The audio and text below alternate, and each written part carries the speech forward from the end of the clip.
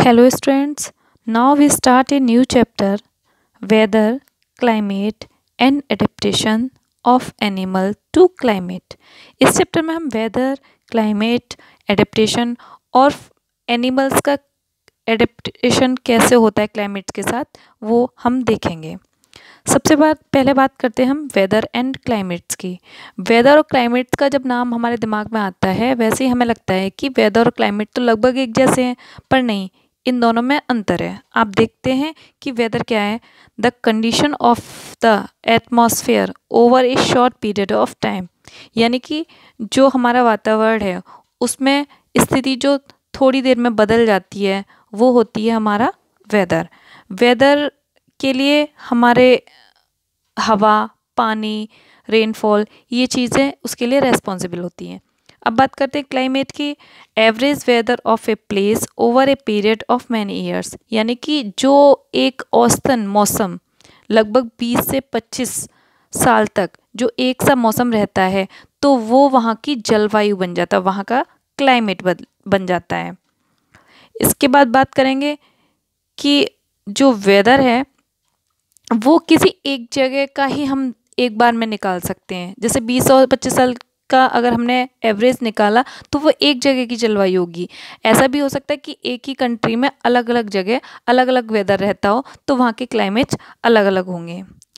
जो वेदर की बात करते हैं हम कि वेदर को हम कैसे फाइंड करते हैं, तो उसके लिए भारत में उसके लिए जो रेस्पॉन्सिबल है भारत मौसम विज्ञान विभाग, इंडियन मेट्रोलॉजिकल डिपार्टमेंट।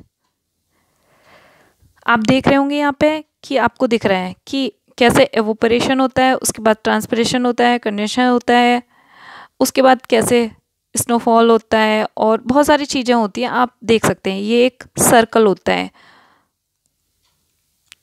इंडिया की बात करेंगे तो इंडिया में आप देखेंगे जहाँ पे हम राजस्थान की बात करते हैं ये आपका कैसा एरिया होता है, ये आपका, आप ये देखिए ये जो एरिया है ये एरिया कैसा रहता है आपका राजस्थान का, ये आपको पता ही होगा कि यहाँ पे कैसा रहती है, गर्मी रहती है। वहीं हम बात करेंगे दूसरे साइड अगर हम बात करते हैं पूर्वोत्तर भारत की, यानी कि ये साइड, अगर हम इस साइड की बात करेंगे, थोड़ा सा और इधर चलेंगे, हम इस साइड की बात करेंगे तो यहाँ कैसी नमी टाइप का जो एरिया है नमी टाइप का रहता है, यहाँ का मौसम नमी लिए हुए होता है। इसके बाद हम आगे चलते हैं तो आगे बात करेंगे कि जो पूरा वर्ल्ड है वो डिवाइड है किससे, आपको पता है ना, भूमध्य रेखा से, आपने ज्योग्राफी में पढ़ा होगा। तो जो पृथ्वी का ऊपरी सिरा है वो उत्तरी ध्रुव है और जो नीचे के साइड है वो क्या आपका दक्षिणी ध्रुव, जिसको हम नॉर्थ पोल और साउथ पोल बोलते हैं। अब मैंने आपको ये क्यों बताया, क्योंकि यहाँ से हम डिवाइडेशन देखेंगे। आप देखेंगे ये आपको ग्लोब दिख रहा है, आप देख रहे हैं इक्वेटर जो है हमारा बीच में, जिसको बोलते हैं भूमध्य रेखा बोलते हैं ना, और आपकी ट्रॉपिक, ऊपर ट्रॉपिकल एरिया है, नीचे भी ट्रॉपिकल एरिया है। नॉर्थ एरिया, ये नॉर्थ पोल दिख रहा है आपको, ये साउथ पोल दिख रहा है। आप अगर ग्लोब को ऊपर से देखेंगे तो ये आपके ऊपर, अर्थ के ऊपर क्या है, नॉर्थ पोल, और जब हम ग्लोब के नीचे देखेंगे तो ये क्या है, साउथ पोल। इसको जो ऊपरी नॉर्थ पोल है उसको क्या बोलते हैं, आर्कटिक रीजन, एंड जो नीचे की तरफ है साउथ में वो है एंटार्क्टिक रीजन। आप इसको एक बार और देख लीजिए, आपके बीच में से जो डिवाइड हो रहा है वो इक्वेटर है, आपका ऊपर क्या है आर्कटिक पोलर सर्कल और नीचे क्या है Antarctic polar circle. Tropical area आपको दिख रहे हैं बीच में, साइड से, बीच के बाद भूमध्य रेखा के आसपास। अब बात करते हैं हम सबसे पहले पोलर रीजन की। पोलर रीजन की बात करते हैं तो पोलर रीजन में आपने देखा होगा कि आपको पोलर बियर और पेंगुइन, ये दोनों आपको वहाँ के जो जंतु हैं वो दिखाई पड़ेंगे। आप देख रहे हैं कि इन दोनों का ही कलर कैसा है, ये दोनों ही वाइट कलर के हैं। इसका एक कारण ये है कि एक तो इनकी जो स्किन होती है, इनकी जो खाल है, ये देख रहे हैं आप कितनी मोटी है। ये यहाँ पे जो ठंड पड़ती है बहुत ज़्यादा, इनको ठंड से कोई दिक्कत ना हो, ये अपने बचाव कर सकें, इसके लिए इनके ऊपर एक वाइट कलर का ये जो फर होती है वो बहुत मोटी लेयर होती है। पेंगुइन का भी देखेंगे आप कलर, ये वाइट है। दूसरा, इनका वाइट कलर का एक रीज़न और है कि यहाँ के पे बर्फ़ ज़्यादा पड़ती है। अगर इन्हें कभी कोई किसी से प्रॉब्लम होती है, जैसे इनकी शत्रु इन पे अटैक करना चाहें, तो ये बर्फ़ के साथ अपने को छुपा लेती हैं। ये देख रहे हैं आप, ये बिल्कुल बर्फ़ की तरह हो जाती हैं।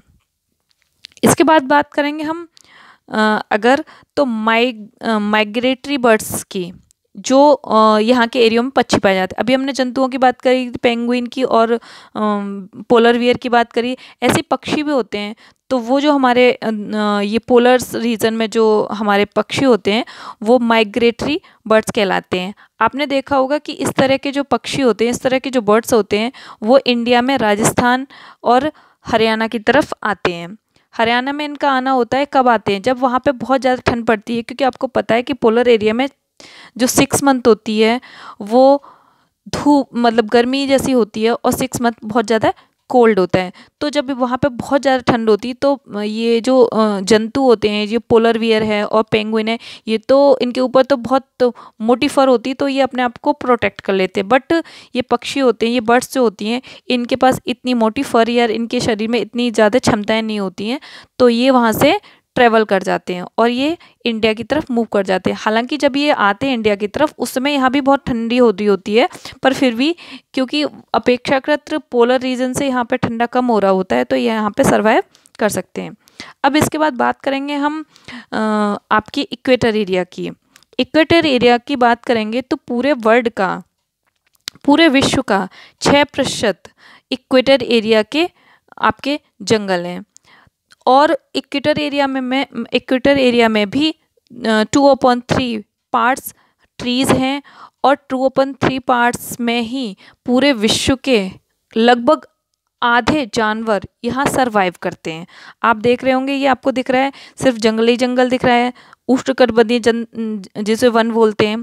बात करते हैं आपके इक्वेटर रीजन में जो आपके जानवर होते हैं, चीता है, आपका शेर है, हाथी है, ये आपका रेड आइड फ्रॉग है, देख रहे हैं आप, ये टोकन बर्ड है। अब बात करेंगे शेर और चीते की। शेर और चीते की बात करते हैं तो इनकी स्पीड बहुत तेज़ होती है, क्योंकि आबादी मैंने पहले ही बताया आपको कि यहाँ पे सबसे ज़्यादा जानवर पाए जाते हैं। तो यहाँ पे इन सबको सतर्क रहना पड़ता है कि इनको भोजन के लिए एकदम एक्टिव रहना पड़ता है, क्योंकि कंपटीशन बहुत ज़्यादा है इनके पास में। उसके बाद बात करते हैं हाथी की। हाथी के कान जो बड़े होते हैं, वो इसको सुनने में और ज़्यादा सहायता करते हैं, तो ये भी अपने खाने के लिए अपना पर्याप्त तरीके से स्ट्रगल कर सकता है। अब बात करते हैं रेड आई फॉग की। इसके जो पंजे होते हैं वो बहुत स्टिकी होते हैं।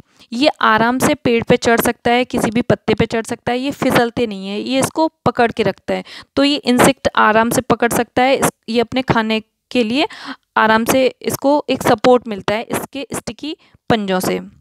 बात करते हैं ये टोकन बर्ड की। टोकन बर्ड की इसकी जो आप देख रहे होंगे जो नोक है वो बहुत मोटी है, बहुत थिक है और बहुत लंबी होती है। ये हमेशा एक मजबूत डाली पे बैठते हैं, जिसके कारण कहीं अगर पतली डाली पे बैठेंगे तो वो टूट सकती है, और अपनी लंबी और थिक जो इनकी वीक होती है, इससे ये अपना जो भी खाने का सामान है वो दूसरी जगह से खींच सकते हैं।